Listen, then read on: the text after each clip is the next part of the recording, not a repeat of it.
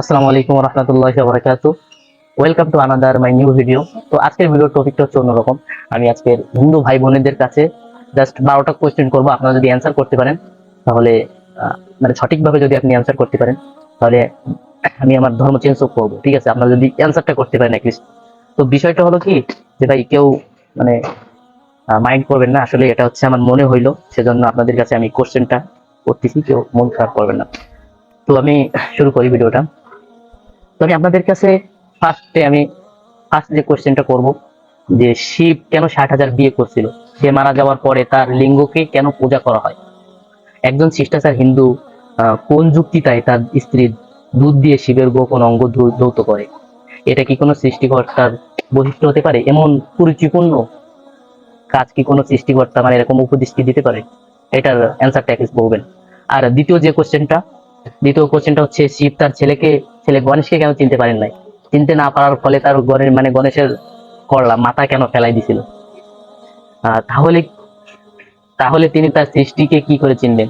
ভুলে যাওয়া কি কখনো কোনো সৃষ্টিকর্তার কাজ হতে পারে? মানে সৃষ্টিকর্তা তার সৃষ্টিকে কিভাবে ভুলে যায়? এই অ্যান্সারটা দিবেন। 3 নম্বর কোশ্চেনটা হচ্ছে, দেবদাসীর ও যোগিনীর মতো পতিতা চরিত্রের সাথে ভগবান ও বৃক্ষ গণন কি অশ্লীল কর্মে লিপ্ত হন? যদি তার প্রতিতার্থে ভগবান হয়ে থাকেন, মানে ভগবান কিভাবে হচ্ছে অন্য নারীর সাথে সম্পর্ক করতে পারে? সৃষ্টিকর্তা তো একজনই, সৃষ্টিকর্তা তো একই, ঠিক আছে। এখন একক সৃষ্টিকর্তা কখনো বিবাহ করতে পারে? বিবাহ তো মানে দ্বিতীয় কথা, প্রথমত অন্য নারীর সাথে কিভাবে সম্পর্ক হতে পারে এটা। আচ্ছা, 4 নম্বর যে কোশ্চেনটা সেটা হচ্ছে, অশ্লীল ভঙ্গিমায় উলঙ্গ নারী, মুখে দাঁতে রক্ত, হাতে রক্তাক্ত তলোয়ার কি করে সৃষ্টিকর্তা হতে পারে? উদাহরণ আপনাদের দুর্গা যেটা বলেন, আপনাদের মা বলেন, সেটা কি এরকম অশ্লীল কিভাবে সৃষ্টিকর্তা হতে পারে? এটা প্রশ্নটা মানে অ্যান্সারটা একটু দিবেন। আর 5 নম্বর যেটা হচ্ছে, কৃষ্ণ যদি সৃষ্টিকর্তা হয় তবে সে কেন তার মামির সাথে অবৈধ সম্পর্ক রাখলো? তবে কি সৃষ্টিকর্তা মানুষের সাথে এমন অবৈধ কর্মে লিপ্ত হয় যা তারা নিজেরাই আইনের মানে বহির্ভূত? 6 নম্বর যে কোশ্চেনটা সেটা হচ্ছে, কিভাবে রাম কি সৃষ্টিকর্তা হতে পারে? কারণ সে প্রয়োজনে খাবার খেয়েছে, ঘুম গেছে, অনেক বিয়ে করেছে, দৈহিক তরণার রাম নিজের স্ত্রী সন্দেহ করেছে, এসব কি সৃষ্টিকর্তার কর্ম হতে পারে? 7 নম্বর যে প্রশ্নটা, যদি রাম সৃষ্টিকর্তাই হন তবে কেন তিনি হনুমানের সাহায্য চাইবেন? তাহলে কি সৃষ্টিকর্তার ক্ষমতা কমতি আছে? এই প্রশ্নের অ্যান্সারটা করবেন।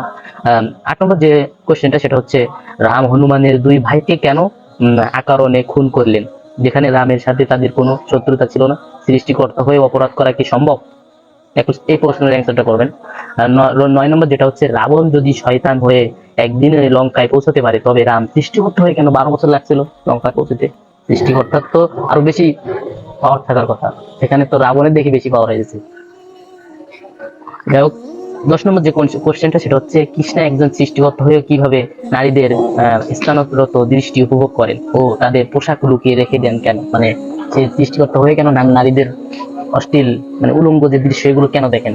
এই প্রশ্নের অ্যান্সারটা করুন। 11 নম্বর, গরু হিন্দুদের মা। গরুর পেট থেকে তো গরুর বাচ্চাই হয়, কিন্তু মানুষের বাচ্চা তো হয় না, তাহলে গরু কি করে মানুষের মা হতে পারে? এই অ্যান্সারটা দিবেন। 12 নম্বর, আপনি যাকে বানিয়েছেন সে বড় নাকি আপনাকে যে বানিয়েছে সে বড়? উদাহরণ মূর্তি, মানে আপনারা হচ্ছে মূর্তি বানিয়ে তারপর আবার সেই মূর্তি পূজা করেন। আপনি নিজেই বানাচ্ছেন নিজেই, তাহলে তো আপনি নিজেই বড় হয়ে গেলেন সৃষ্টিকর্তার থেকে। এই প্রশ্নগুলো অ্যান্সার অ্যাটলিস্ট দিবেন। আমি যদি সঠিক অ্যান্সার দিতে পারেন আমি তখন চেঞ্জ করে পাবো। আর আপনারা মন খারাপ করবেন না অবশ্যই, আমার যদি কোনো ভুল হয়ে থাকে অবশ্যই মাফ করে দেবেন। তো আজকের মতো ভিডিও এই পর্যন্ত, দেখা হবে নেক্সট ভিডিও।